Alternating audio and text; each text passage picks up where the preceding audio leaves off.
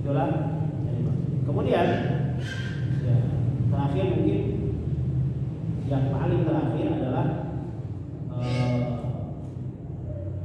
marah itu bukan karena posisinya tersakiti, ya, tapi kadang-kadang posisinya bagi orang yang sudah dekat tapi tidak diikuti. Ya. Jadi kalau namanya orang tersakiti itu baik yang kenal ataupun yang tidak kenal biasanya kita marah. Tersakiti itu. Contoh namanya orang kita lewat di jalan, kemudian tiba-tiba pengendara lewat dibrot, seperti itu. Kita marah karena kita tersakiti. Tapi kadang-kadang marah ini ikhwan, dan ini yang harus kita lebih hati-hati. Yang kedua, karena posisinya adalah keakraban dan kedekatan, ya. Apalagi di situ apa? Ada istilah sifat tarafu, kita merasa lebih. Dengan kawan, dengan siapa, apalagi dengan pasangan, dengan anak, ya. Karena keakraban, kedekatan, dan di situ ada diri kita merasa lebih. Maka kadang-kadang ketika ada sesuatu yang kita tidak yang kita inginkan dan tidak diikuti, muncul sifat marah di sini. Dan ini adalah harus hati-hati. Terlebih bercerita tentang apa? Bercerita tentang keluarga, pada anak dan seterusnya. Dan ini yang yang saya rasa sendiri sesuatu ini. Karena kita kadang-kadang dengan anak kita merasa kita lebih, gitu kan? Kemudian anak kita sedikit kesalahan pun kita timpali dengan marah. Kemudian kita melihat istri kita pun begitu. Kemudian kita timpali marah. Nah ini hati-hati. Dan yang kedua ini banyak yang terjadi. Maka Nabi SAW menyebutkan latar dari kesempurnaan agama ini. Dan apalagi dalam hal-hal yang seperti ini. Ya, ini hati-hati terhadap istri kita, terhadap anak. Nah, Nabi SAW menyebutkan tentang tentang sifat yang harus dimiliki oleh seorang laki-laki kepada istrinya terlebih agar itu bersikap lemah lembut, kemudian tidak mudah marah. Karena ikhwah, bagi laki-laki itu perkara yang paling berat itu adalah menghilangkan sifat marah. Jadi kalau umpamanya para istri punya suami yang marahnya itu istilahnya terkontrol, itu bersyukur sekali. Maka kalau umpamanya di sini ada undang-undang KDRT, itu dalam satu sisi positif, walaupun kadang-kadang berlebihan orang tentang KDRT, ya kan? Seperti itu diantara. Jadi orang tentang undang-undang KDRT di kita itu dalam satu sisi positif agar kita pun menjaga emosi. Berapa banyak perempuan atau istri kaum muslimah mereka itu sampai lupa muka.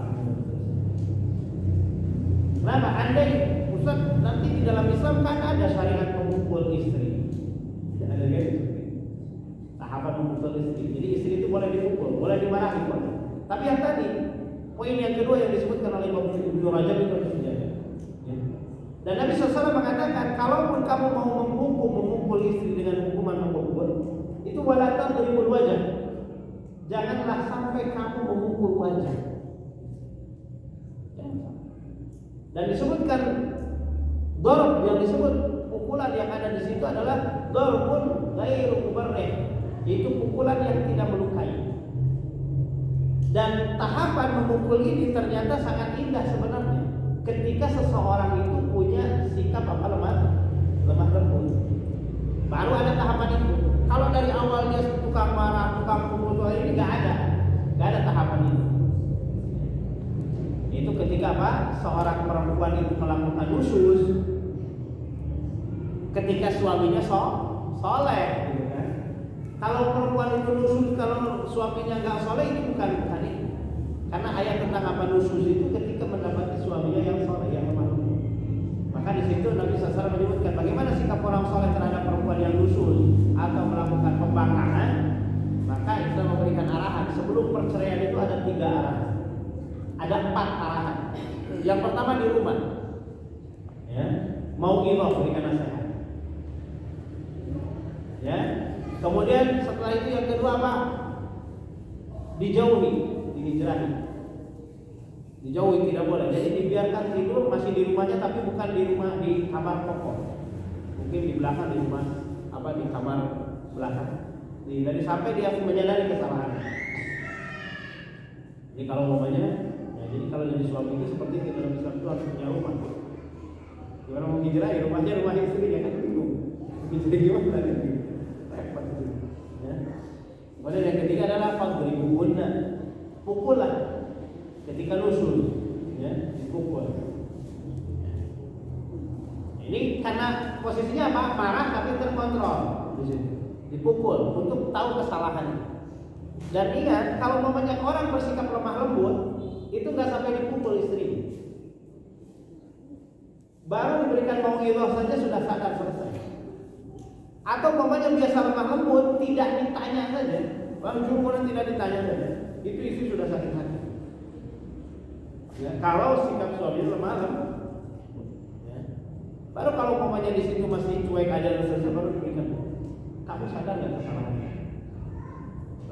Dan dikatakan oleh para ulama, darbuhu bil mindil atau bisiwak, yaitu dipukulnya hanya menggunakan apa? Mindil itu sapu tangan.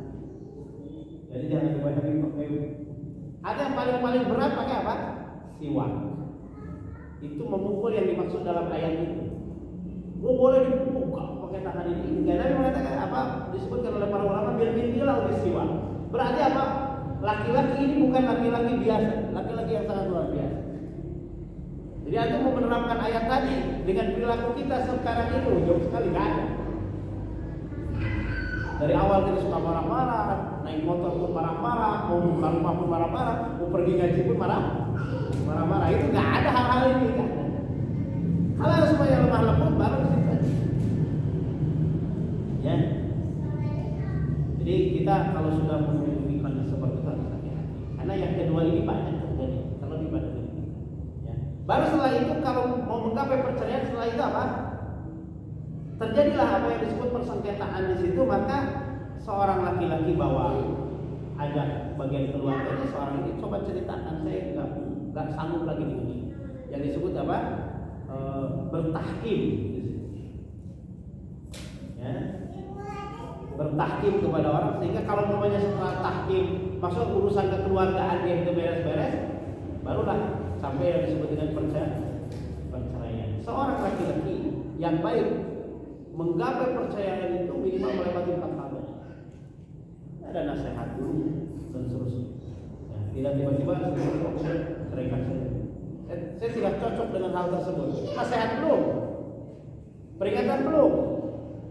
Kita mengurusi secara kekeluargaan pun belum. Karena tujuan dalam pernikahan itu bukan masalah oh saya cocok nggak cocok, bukan. Yaitu dalam sisi apa? Apakah antum menginginkan istri antum itu dalam kebaikan atau enggak? Kalau kita menghendaki istri kita dalam kebaikan, maka ini proses. Kalau kita belum baik, berarti jangan menyalahkan istri kita, bersabar tentang istri kita pun kita harus memperbaiki diri kita. Baru yang disebut dengan apa itu berkeluarga. Itu sakinah mawaddah warahmah. Begitu. Jadi jangan mudah-mudahan, jangan di awal itu. Allah Ta'ala. Demikian bahasan kita hari ini.